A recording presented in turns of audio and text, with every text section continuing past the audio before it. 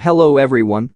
Did you know that, in 2025, optimization research is being driven by the convergence of data-driven, robust, and scalable approaches aimed at tackling increasingly complex, uncertain, and large-scale problems?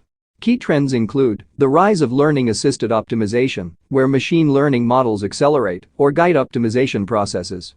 Distributionally robust and safe optimization, addressing uncertainty and reliability in decision-making. And quantum-inspired optimization, exploring next-generation computing for hard combinatorial tasks. Additionally, large-scale multi-objective optimization and resource-constrained optimization for edge and embedded systems are gaining traction as real-world applications demand efficiency, adaptability, and interpretability.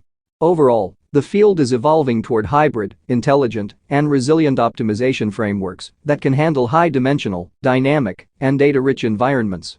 What do you think? Do you use any optimization algorithms in your research? Please let me know by leaving a comment. Thank you very much for watching and see you in the next video.